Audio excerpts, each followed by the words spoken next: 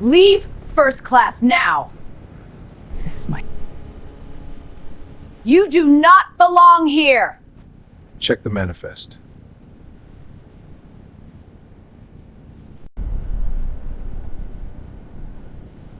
I built Helix.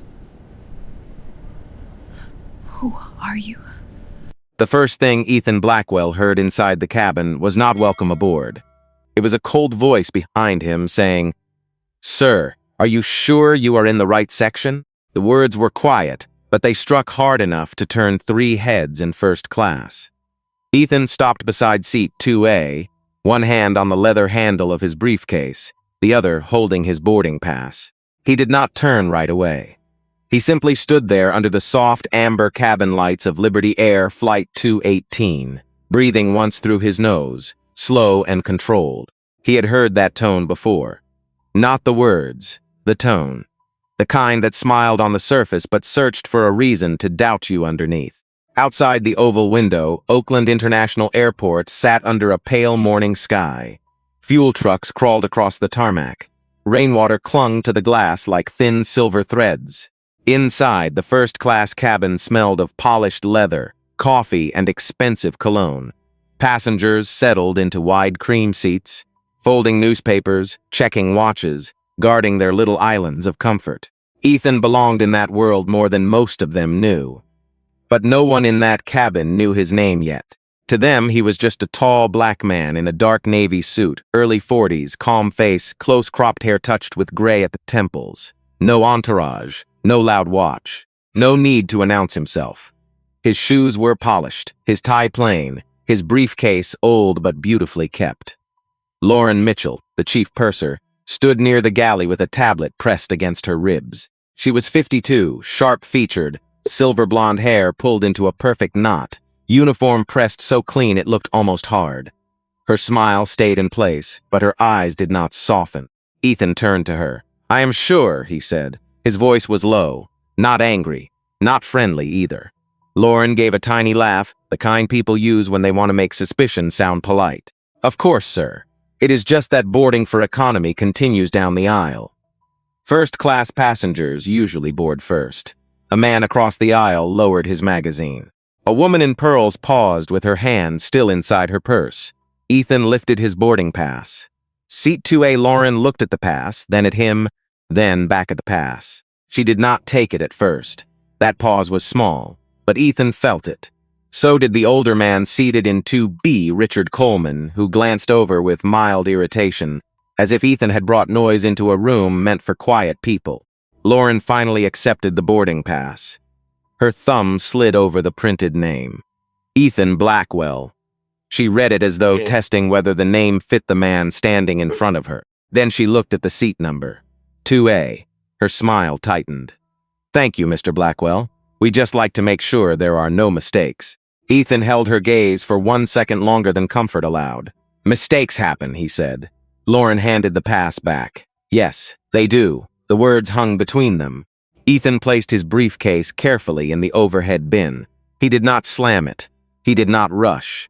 He moved with the patience of a man who had learned long ago that every gesture could be judged before every fact was known. Then he lowered himself into seat 2A. The leather sighed beneath him. He fastened his seatbelt, adjusted one cuff, and looked out the window. But his mind was not on the runway. It was on the look Lauren had given him. Not open hatred, not enough to report, not enough for most people to notice. Just enough to remind him that dignity could be questioned in a whisper. Richard Coleman shifted beside him. "Long flight to Washington," he muttered, not quite looking at Ethan. Ethan nodded once. "It is." Richard cleared his throat. "Business?" Ethan turned slightly. "Yes." Richard gave a polite smile that did not reach his eyes. "Government work?" "Something like that," Ethan said. It was not a lie. Blackwell Systems ran aviation security software for agencies, airports, and several private carriers. One of those carriers was Liberty Air. Its check-in systems, baggage routing, seat verification, crew scheduling, and passenger authentication all moved through platforms Ethan had designed from the ground up.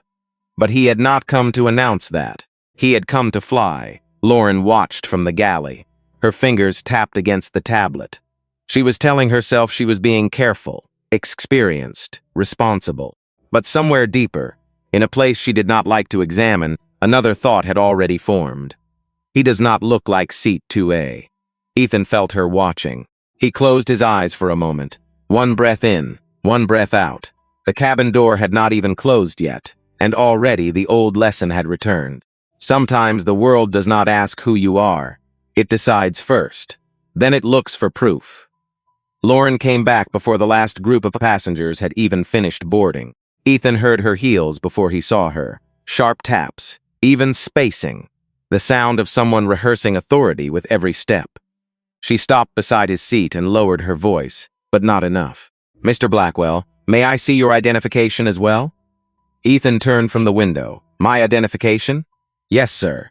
Just to confirm the name on the ticket." Across the aisle, the woman in pearls looked down quickly, pretending to search through her handbag. Richard Coleman leaned back in seat 2B and stared at the seat pocket in front of him.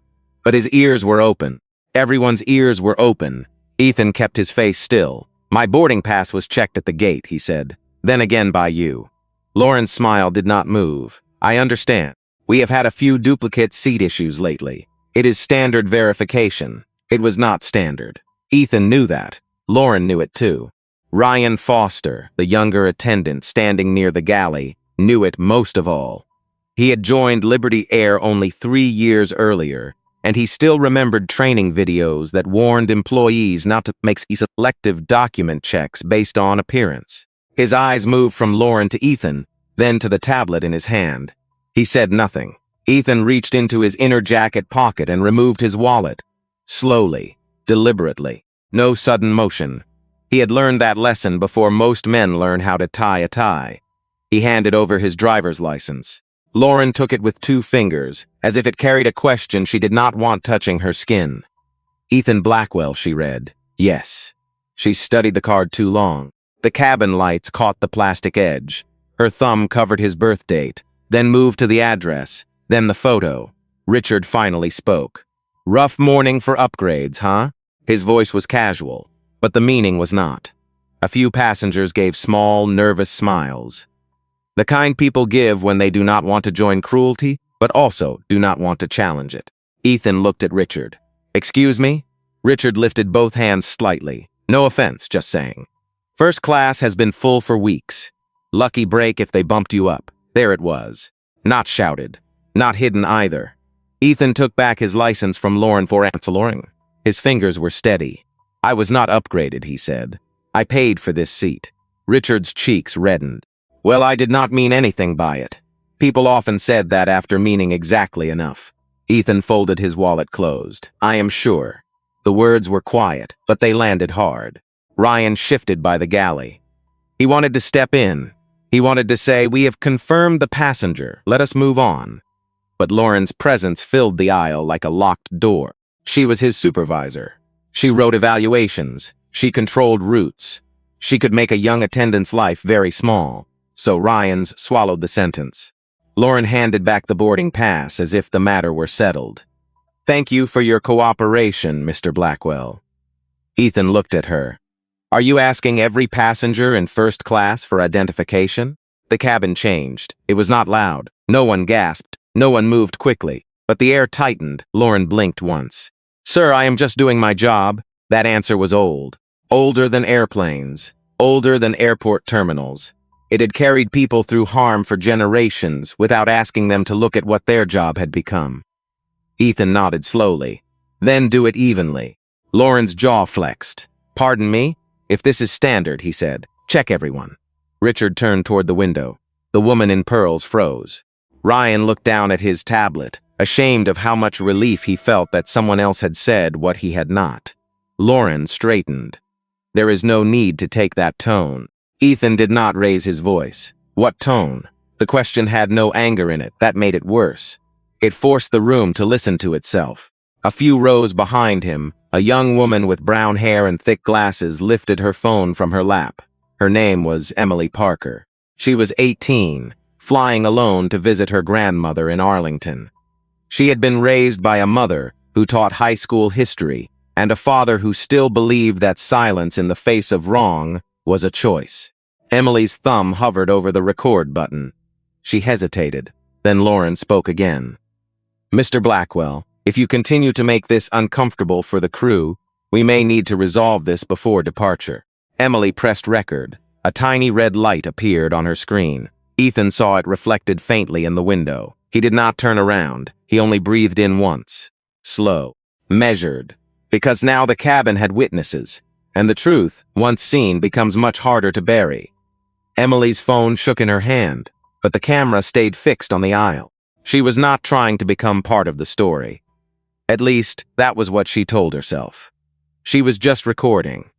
Just preserving what everyone else seemed willing to explain away. Lauren saw the phone before anyone else did. Her eyes snapped toward row 4. "Young lady," she said, her voice sharp enough to cut through the cabin. "You need to stop recording crew members immediately." Emily's mouth went dry.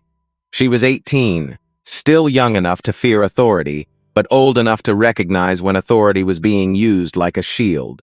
"I am recording what is happening in a public setting," she said. "This is not public. This is a private aircraft cabin." "It is a commercial flight," Emily replied, her voice trembling but clear. "And he has not done anything wrong." The cabin went still. Ryan Foster lifted his eyes.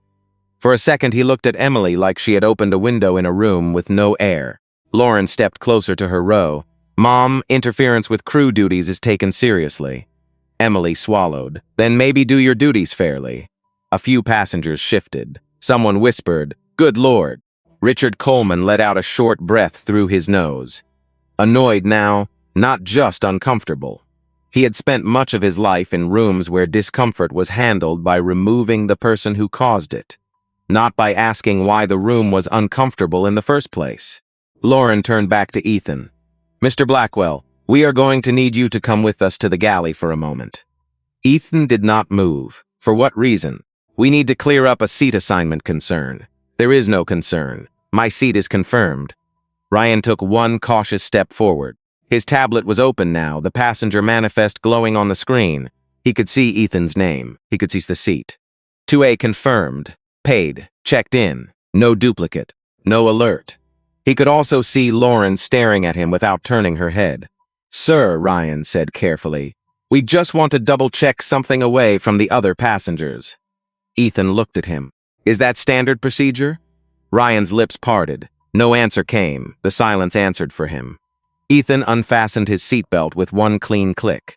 The sound made several heads turn. Lauren's shoulders relaxed a fraction, thinking he was about to comply. But Ethan did not stand. He only turned in his seat so he faced both of them. "I will not leave this seat to make a false problem look real."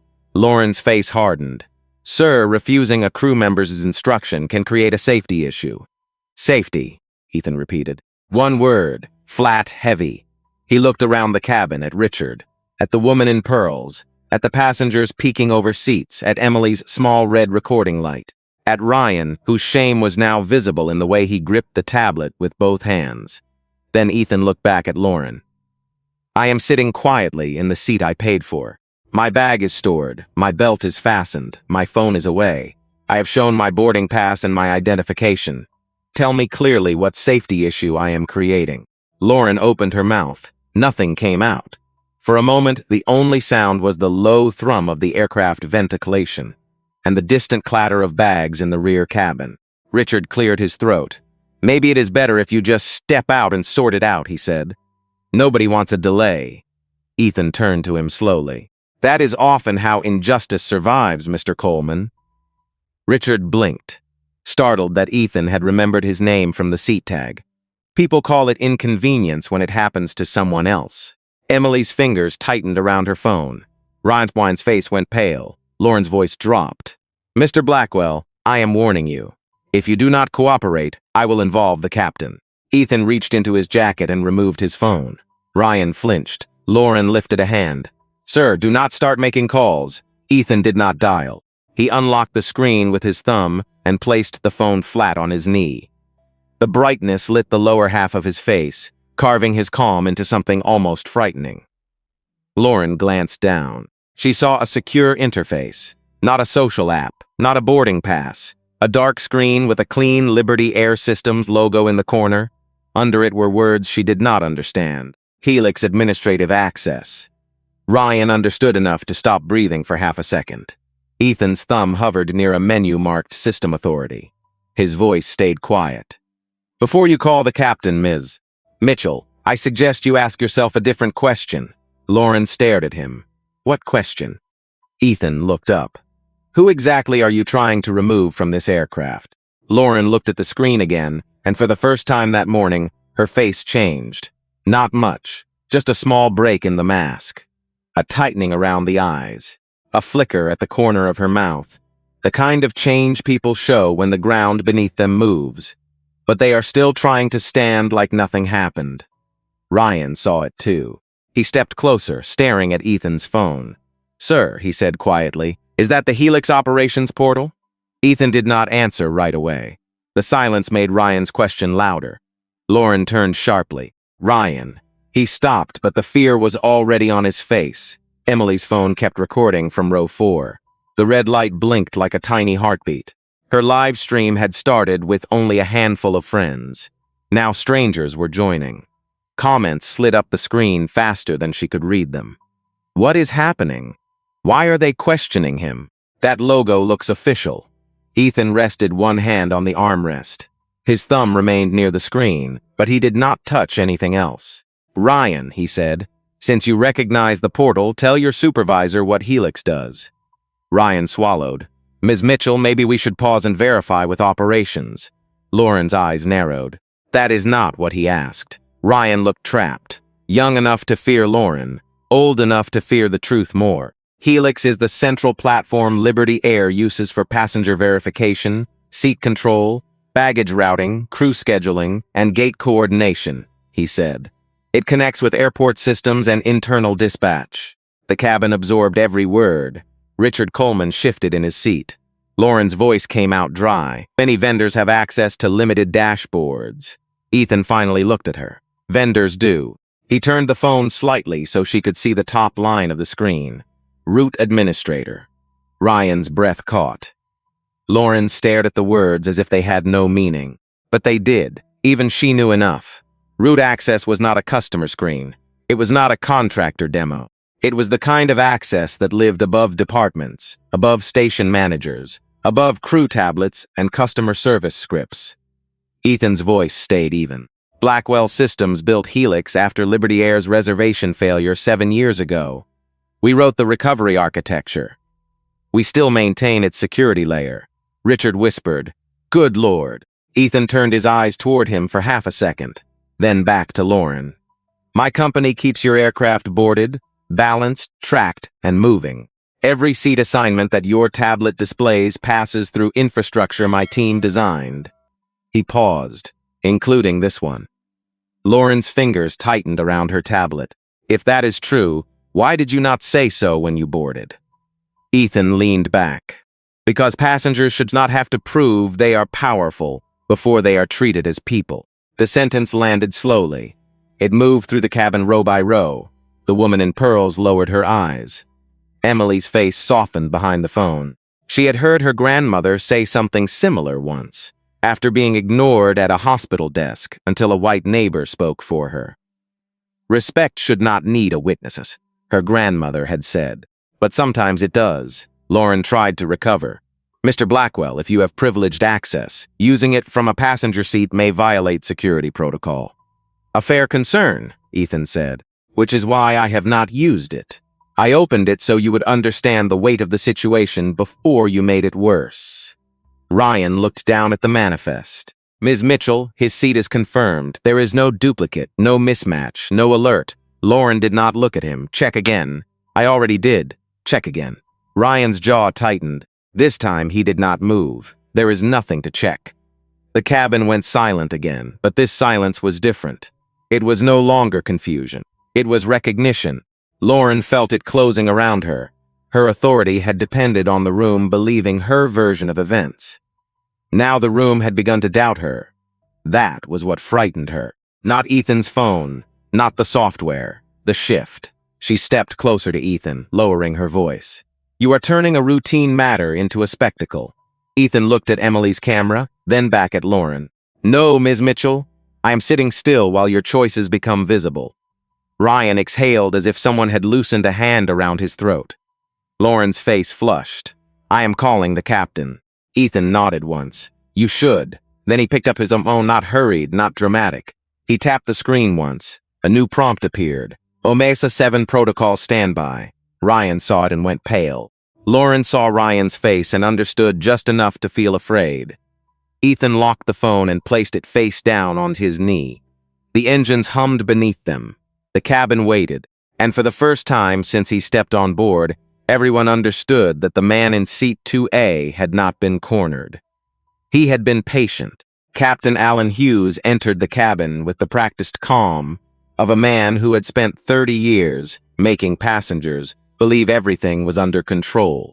He was 56, broad-shouldered, gray at the temples, with the steady face of someone who had landed aircraft through storms and engine warnings and angry holiday travelers. But as he stepped into first class, he sensed something different. This was not ordinary passenger trouble. Nobody was shouting. That worried him more. Lauren stood near seat 2A, rigid and pale. Ryan held the crew tablet like it had grown too heavy. Richard Coleman stared straight ahead, his earlier confidence gone. And in row 4, a teenage girl was recording with both hands, her eyes wide behind thick glasses. Captain Hughes looked at Ethan. Mr. Blackwell, I understand there is an issue with your seat assignment. Ethan met his eyes. There is no issue with my seat assignment, Captain. Lauren spoke quickly. Captain, he has refused to cooperate with crew instructions. He accessed a restricted system in the cabin and may be attempting to intimidate crew members. Ryan looked up sharply. That is not exactly what happened. Lauren turned on him. Ryan, Captain Hughes raised one hand. Let him speak. Ryan swallowed. His throat moved once hard. Mr. Blackwell showed a verified administrative access screen for Helix. He did not alter anything. His seat is confirmed. No duplicate. No mismatch. I checked the manifest twice. Lauren's face went tight. Captain Hughes looked from Ryan to Ethan. Helix, he said slowly. The name meant something to him. Every pilot at Liberty Air knew Helix, even if they did not understand the code beneath it. Helix fed the weight and balance numbers. Helix connected final passenger counts. Helix made sure bags, people, gates, and crew records matched before a plane moved. A wrong number could delay a flight. A broken system could delay a country. Ethan watched the captain make the connection. Captain Hughes lowered his voice. Mr. Blackwell, may I ask what your role is with Blackwell Systems? Lauren blinked. Ethan did not. Founder and Chief Executive Officer. A small sound moved through the cabin. Not a gasp. Something quieter. A collective shift in breath. Richard turned his head then. For the first time, he really looked at the man beside him. Emily's phone shook harder. Ethan continued. My company built the Helix security architecture Liberty Air has used for 7 years. I am on this flight to Washington for a closed-door meeting about its renewal. Captain Hughes stared at Lauren. The color drained from her face. For 1 second, the entire cabin seemed to shrink around her. The aisle, the seats, the quiet passengers, the phones, the red recording light. All of it moved closer. Lauren forced herself to speak. Captain, with respect, none of that changes the fact that he was confrontational. Ethan's eyes lifted to hers. Confrontational is what people often call a person who refuses to shrink. The words were calm. That made them heavier. Captain Hughes exhaled through his nose. He was not a cruel man, but he was a company man, trained to trust his crew, protect the flight, keep the schedule, and stop problems before they spread. Now he could feel the problem had already spread beyond the aircraft. He looked at Emily. Young lady, are you streaming this? Emily hesitated. Yes, sir. How many viewers? She glanced down. Her face changed. Almost 12,000. Lauren closed her eyes briefly. Captain Hughes felt his stomach tighten. 12,000 people were watching his cabin, his crew, his decisions. Some part of him wanted to order the phone down. Another part knew that would only confirm what the viewers already suspected. He turned back to Ethan. Mr. Blackwell, I would like to resolve this respectfully. Then start with the truth, Ethan said. The captain paused. What truth? Ethan leaned forward slightly. The truth that no one in this cabin asked Richard Coleman for identification. No one asked Mrs. Whitaker across the aisle to prove she belonged here. No one questioned the man in 1C about whether he was upgraded. Only me. Richard looked down. Mrs. Whitaker pressed her lips together. Ethan's voice lowered. And everyone knows why. No one answered. Because no one could answer without choosing a side. Captain Hughes stood very still. He had heard complaints like this before. Some exaggerated, some true. But this one had a shape. Witnesses, records, a confirmed seat, a supervisor pushing past evidence, a young attendant afraid to speak, a room full of silence. And beneath it all, a man who had been patient far longer than anyone had a right to demand. Lauren's earpiece crackled. A dispatcher's voice came through faintly. Captain Hughes, Operations is asking why Helix Security flagged administrative access from your aircraft. Captain Hughes looked at Ethan's phone. Ethan did not move. The captain's jaw tightened. Lauren, step into the galley. She froze. Now Captain Hughes said. The authority in his voice changed the air. Lauren stepped back, but her eyes stayed on Ethan. For the first time, she looked afraid, not because he was dangerous, because he was right. Lauren walked into the galley as if every step cost her something. The curtain was still open, so the cabin could see pieces of her. One hand gripping the counter, one shoulder rising and falling too fast. The clean metal walls reflected her face in broken strips, pale and tight, like a woman seeing herself from too many angles at once. Captain Hughes stood between her and the first-class cabin. Keep your voice low, he said. Lauren swallowed. Captain, I followed procedure. No, Ryan said from behind him. The word came out before he was ready for it. Lauren turned. Ryan looked terrified, but he did not take it back. No, he repeated, softer now. You asked him for extra verification after his seat was already confirmed. Then you asked him to leave the seat even after the manifest showed no error. Lauren stared at him like he had betrayed blood. You are a junior attendant. I am a crew member, Ryan said, and I saw it. The words shook, but they stood. Captain Hughes looked at him for a long moment, then gave a small nod. It was not praise, not forgiveness, just recognition. Sometimes that was enough to help a frightened person keep going. Lauren's earpiece crackled again. This time the voice was sharper.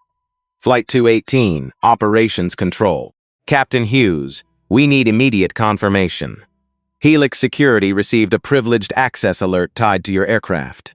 Headquarters is asking whether Ethan Blackwell is on board. The cabin heard his name. Emily's live stream exploded. She glanced at the screen, stunned. The viewer count had climbed past 30,000, then 40. Comments ran like rain down glass. That is Ethan Blackwell. Blackwell Systems. He built Liberty Air's network. They tried to remove him. Emily's lips parted. She was not excited now. She was scared by the size of what she was holding. Her phone no longer felt like a phone. It felt like evidence. Captain Hughes touched his earpiece. This is Hughes. Confirming Ethan Blackwell is on board in seat 2A. A silence followed from operations. Then another voice came on. Older, male, controlled but strained. Captain Hughes, this is Daniel Price, Senior Operations Director. Do not remove that passenger from the aircraft. Repeat, do not remove him. Lauren's eyes widened. The voice continued. We are escalating to corporate councils and the executive office. Maintain calm in the cabin. Do not create further exposure. Further exposure. Ethan heard the phrase from his seat. He almost smiled, but there was no humor in him. Not further harm. Not disrespect. Exposure. That was how companies often spoke when truth became visible. Not what did we do, but who saw it. Richard Coleman heard it too. He shifted in his seat and looked down at his hands. His wedding ring clicked softly against the armrest. For the first time, he remembered something he had not thought about in years. A black colleague from his old law firm, a man named Samuel, who had left after being called intense in every review, despite never raising his voice. Richard had said nothing then. He had told himself it was not his fight. Now the silence felt familiar and ugly. Ethan turned his head slightly toward Richard. Richard's throat tightened. Mr. Blackwell, he said. Ethan waited. I should not have said what I said. The cabin heard him. Richard's face burned, but he continued. That upgrade comment. It was wrong. Ethan studied him. Not coldly, not warmly, just fully. Yes, it was. Richard nodded once, accepting the weight. I am sorry. Ethan looked forward again. Thank you for saying it clearly. It was not absolution. It was a door cracked open. In the galley, Lauren heard the apology and felt something inside her twist. Not because Richard was wrong to apologize. Because he had done what she could not yet do. He had stepped out of pride before it buried him. Captain Hughes turned to her. Lauren, I need you to step back from all passenger interaction until we land. Ryan will handle first-class service. Her mouth opened. Captain, that is not a request. The words were firm. Final. Lauren's posture collapsed by half an inch. To anyone else, it would have been nothing. But to someone who had worn authority like armor for nearly 3 decades, it felt like being stripped in public. Ryan looked at Ethan through the aisle. Mr. Blackwell, may I get you some water? Ethan looked at him. Yes, thank you. Ryan moved quickly, grateful for a task that was simple and decent. As he poured the water, his hands trembled. He hated that they trembled. He hated that he had waited so long. He had thought fairness was something institutions protected. Now he understood that institutions were made of people, and people could hide behind policy, or they could choose courage before the damage spread. Emily kept recording. Captain Hughes stepped back into the cabin. Mr. Blackwell, he said, headquarters would like to speak with you directly before departure. Ethan picked up the glass of water and held it for a moment without drinking. Then he looked at Lauren, standing half-hidden in the galley. No, he said. The captain blinked. No, Ethan's voice was quiet. Not before Ms. Mitchell hears what this is really about. The cabin tightened again. Lauren looked up, and in Ethan's eyes she saw something older than anger. Memory. Lauren did not move at first. She stood at the edge of the galley with one hand pressed against the counter, her face caught between resistance and dread. Captain Hughes watched her closely. Ryan stopped pouring water. Emily lowered the phone just a fraction, not enough to stop recording, but enough to see Ethan with her own eyes instead of through a screen. Ethan reached for his briefcase. The cabin followed the motion. He opened it with a soft click. No drama, no sudden gesture. Inside were folders, a slim laptop, and a small envelope worn pale at the corners. He removed the envelope and held it in both hands for a moment. His fingers were steady. His eyes were not. Lauren stared at the envelope, and something in her body seemed to know before her mind did. Ethan looked at her. Do you remember Atlanta? Lauren's brow tightened. Atlanta? 1999, Ethan said. Liberty Air connection to Washington. Seat 4A. The color moved out of Lauren's face so slowly it was almost cruel to watch. Captain Hughes looked from Ethan to Lauren. Ryan whispered, What happened in Atlanta? Ethan did not look away from her. I was 23, fresh out of graduate school. I had just been hired to help audit a federal airport security project. It was my first time in first class. I wore a borrowed blazer from my older cousin because I thought if I looked proper enough, nobody would question me. His voice remained calm, but the room felt every word. He opened the envelope and removed a folded sheet of paper. The paper was old, yellowed, creased along the same lines it had carried for more than 2 decades. Lauren's lips parted. Ethan continued, I boarded with a valid ticket. I sat in the seat printed on my pass. Then a crew member said there was a discrepancy. I showed my ticket. Then my identification. Then my confirmation receipt. It was not enough. The cabin was silent. Even the ventilation seemed softer. 2 airport police officers came on board, he said. They asked me to step off. I asked why. No one answered plainly. They only said it would be easier if I cooperated. His gaze hardened. That word again. Cooperate. Lauren's eyes dropped to the paper. Ethan unfolded it. Afterwards, someone wrote a report. It said I appeared agitated. It said I escalated when asked to verify my credentials. It said removal was recommended for cabin safety. Emily's hand tightened around her phone. Richard Coleman closed his eyes. Ryan looked at Lauren as if seeing her uniform for the first time.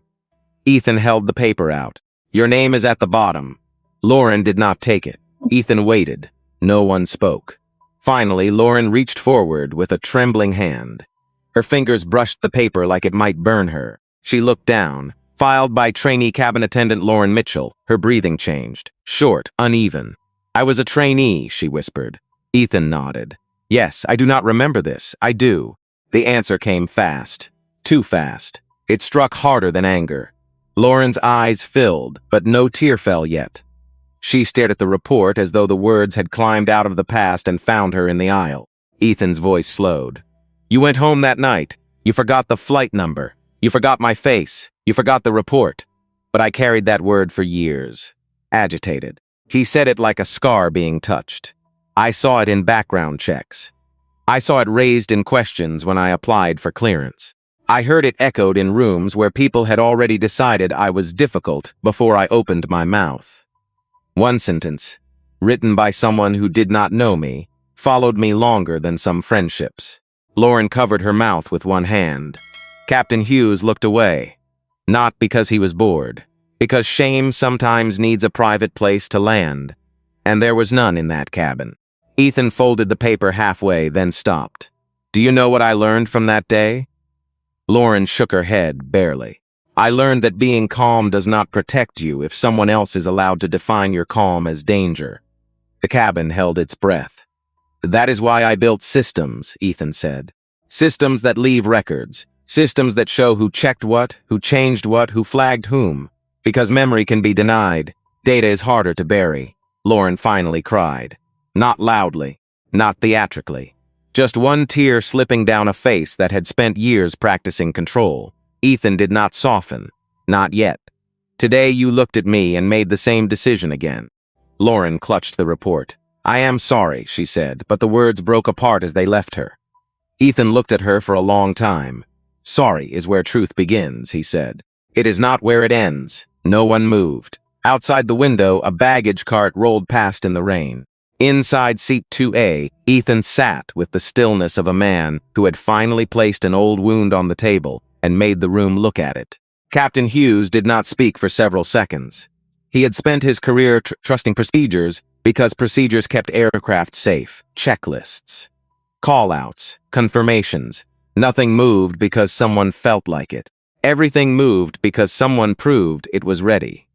But now, standing in that first-class cabin, he understood something that made his stomach tighten. A bad procedure could look clean on paper. A biased decision could wear a uniform. Lauren held the old report against her chest.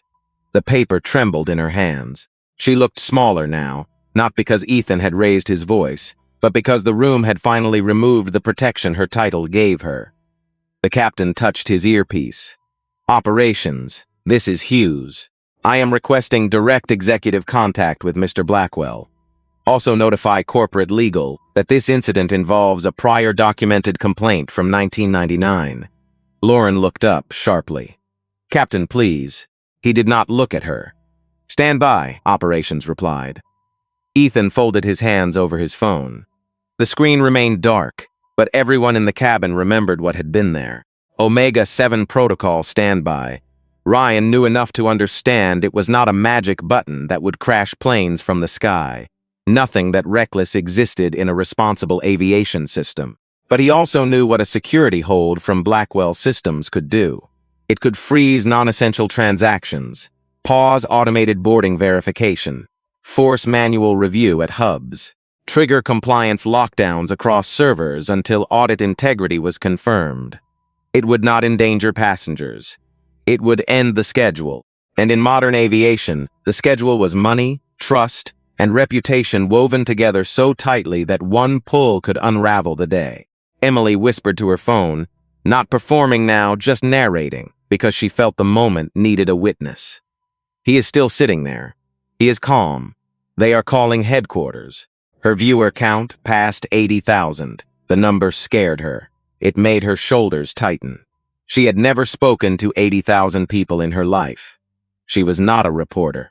She was a girl with a cracked phone case and a grandmother waiting in Virginia. But the comments had changed. At first, they were curious. Now they were personal. This happened to my father. They called my husband aggressive for asking a question. My mother stopped flying after something like this. Emily read one and blinked back tears. This was not just Ethan anymore. That was what made the cabin feel different. Operations returned. Captain Hughes, Executive Office, is on the line. CEO Charles Bennett is requesting to speak with Mr. Blackwell immediately. The captain looked at Ethan. Ethan did not rise. Put him on speaker, Ethan said. Captain Hughes hesitated. Mr. Blackwell, he may prefer a private conversation. This stopped being private when your crew tried to make my seat public. The captain absorbed that. Then he nodded. He stepped into the galley and connected the call through the cabin service handset.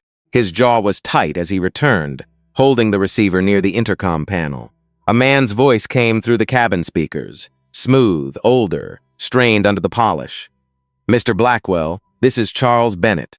I want to begin by saying I deeply apologize for what appears to have been a misunderstanding. Ethan closed his eyes, just for a moment. When he opened them, his face was colder. Do not call it a misunderstanding. The cabin held still. Charles Bennett breathed once on the line. I understand emotions are high. No, Ethan said, short, sharp. Emotions are not the issue. Facts are the issue. I had a valid ticket, a confirmed seat, proper identification.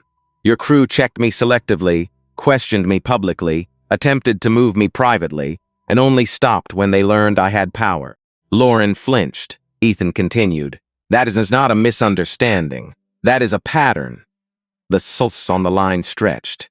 Somewhere in an executive office far from the tarmac, Charles Bennett was surrounded by lawyers, communications staff, and people watching Emily Parker's live stream on wall screens. He had built a career speaking with confidence. But confidence was harder when 80,000 strangers were listening, and the man in seat 2A held both the facts and the infrastructure. Charles cleared his throat. What would you like us to do? Ethan leaned forward. The question is not what I would like. The question is what Liberty Air is willing to admit. He picked up his phone and unlocked it. Ryan saw the screen glow and held his breath. Ethan did not activate anything. Not yet. I want 3 commitments before this aircraft leaves the gate. Charles's voice lowered. I am listening first, Ethan said. Lauren Mitchell is removed from passenger duty pending an independent review. Not a quiet note in a file. A formal action. Lauren closed her eyes. Second, a review of selective verification complaints in premium cabins for the last 5 years. Outside counsel. Public summary. Richard Coleman looked down again, ashamed by how many times he had probably seen such things and called them isolated. Third, Ethan said, a passenger reporting channel that bypasses crew hierarchy during discrimination claims. People should not have to report harm to the same authority causing it. Emily's phone captured every word. Charles Bennett said nothing. Ethan's voice dropped. If you cannot protect dignity when no one important is watching, then your company has confused service with performance. The cabin was silent. Then Charles Bennett spoke. You have my commitment. Ethan looked at the dark window. No, Mr. Bennett. He turned back toward the speaker. I want the passengers to have it too. Charles Bennett's silence filled the cabin like pressure before a storm. No one moved. Even the passengers who had been angry about the delay now seemed afraid to breathe too loudly. Phones were out across first class, but they were held lower now, with less hunger and more caution. People had realized they were not watching entertainment. They were watching accountability happen in real time. Charles finally spoke through the cabin speaker. Mr. Blackwell, I will issue a company statement before departure. Ethan did not blink. Not a statement about concern. Not a statement about values. A clear statement of action. Understood, Charles said. Ethan looked at Captain Hughes. Please ask operations to send it through the official Liberty Air channels. Email to passengers on this flight. Internal alert to crew. Public post. Captain Hughes repeated the instruction into his earpiece. Lauren stood in the galley, still holding the old report. Her makeup had softened at the edges. Her shoulders had lost their old square shape. She looked at the passengers she had served for decades.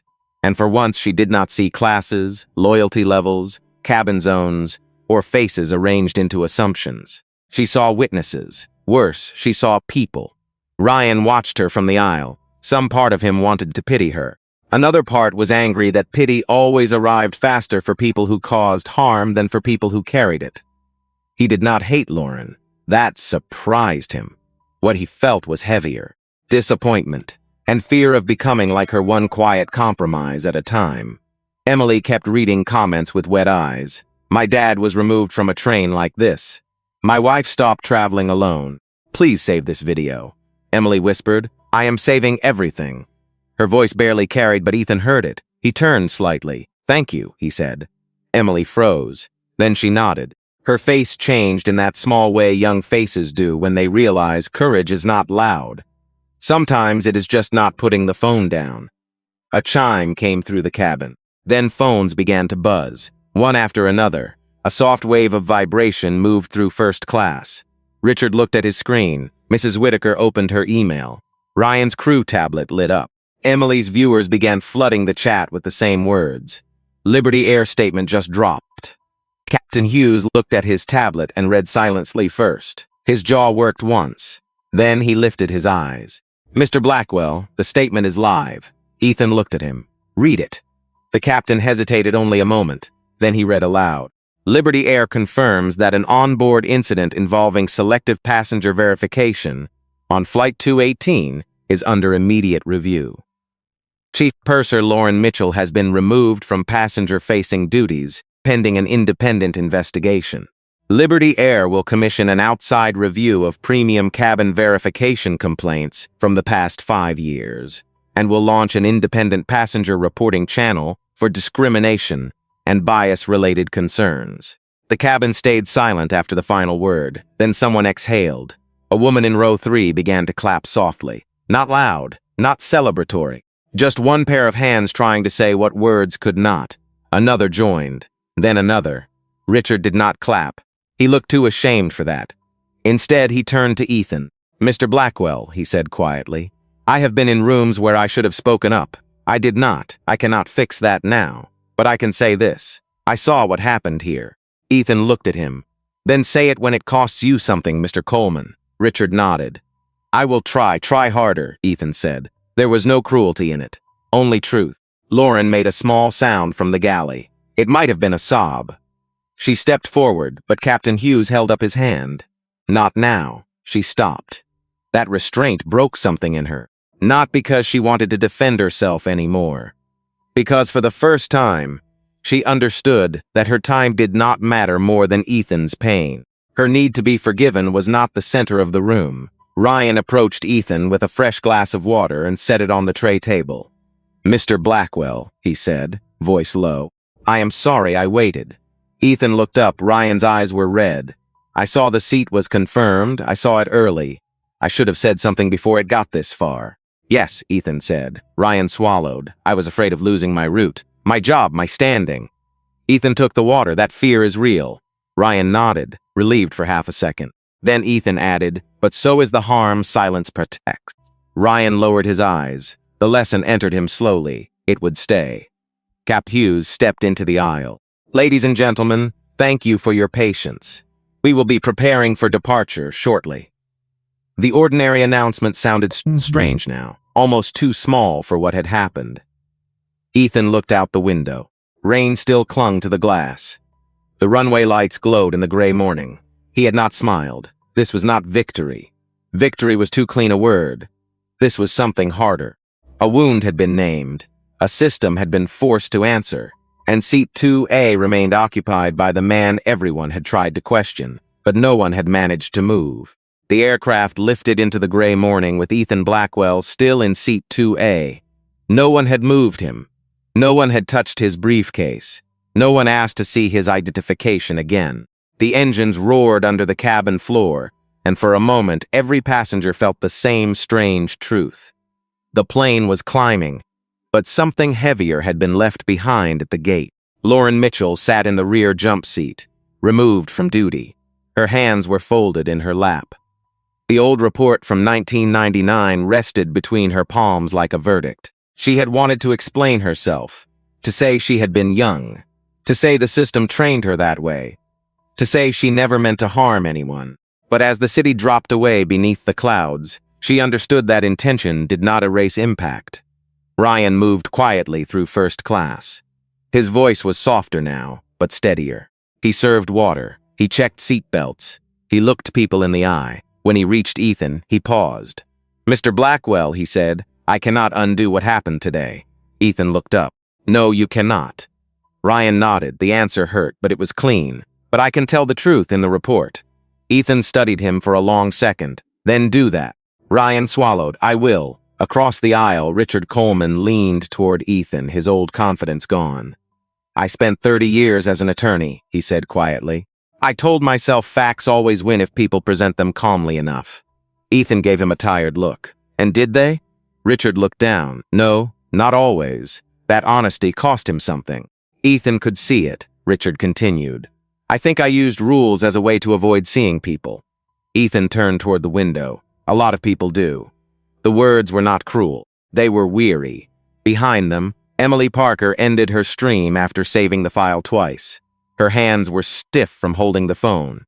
She had watched the viewer count climb beyond anything she could understand. But what stayed with her was not the number. It was the comments from older men and women who had waited decades for someone to name what had happened to them. She walked up before the seatbelt sign came back on. "Mr. Blackwell?" Ethan turned. "Thank you," she said. "My grandmother used to say dignity is quiet, but it should never be silent. I think I finally understand what she meant." For the first time that day, Ethan's face softened. "Your grandmother sounds wise." "She is," Emily said. Then her voice trembled. "I was scared to record." "Courage usually starts that way," Ethan said. Hours later, Flight 218 touched down in Washington. The landing was smooth, almost gentle. Passengers stood slowly, not with the usual rush and impatience, but with the caution of people leaving a room where something sacred had been spoken. At the door, Lauren waited. Not as chief purser, just as Lauren. Her eyes were red. Her posture was changed. She held the old report with both hands and extended it back to Ethan. "I am going to cooperate with the investigation," she said, "fully. And I am going to submit a statement about 1999. Ethan took the paper. Lauren's voice cracked. "I know that does not fix it." "No," Ethan said. She nodded, "but it tells the truth." Ethan looked at her. For years, he had imagined this moment would feel like victory. It did not. It felt quieter, older, human. "Yes," he said. "It does, that was all. No embrace, no easy forgiveness, just truth. And sometimes truth is the first honest ground anyone has stood on in years." In the terminal, cameras waited beyond the glass. Reporters called his name. Phones rose. Questions flew from every direction. Ethan did not stop. He walked through them with his old leather briefcase in his hand, the same steady stride he had carried into the cabin. By evening, Liberty Air confirmed the independent review. Lauren Mitchell was placed on administrative leave. Ryan Foster submitted a detailed statement. Emily's video became part of the official record, and Blackwell Systems announced that its renewal talks with Liberty Air would continue only after the airline completed measurable reforms. That was power, not revenge, leverage with a conscience. Days later, Ethan returned home. His daughter Olivia met him at the door and hugged him longer than usual. "Dad," she whispered, "you stayed." Ethan closed his eyes. "Yes," he said. "This time I stayed." And somewhere between that old wound and that new morning, Seat 2A became more than a seat. It became a reminder that respect should never depend on a title, a bank account, or the fear of being exposed. It should begin the moment a person walks through the door. If this story made you think of a time when someone was judged before they were known, share it. Talk about it. Leave a comment with what you would have done in Ethan's place. Because sometimes change begins when one person refuses to disappear quietly.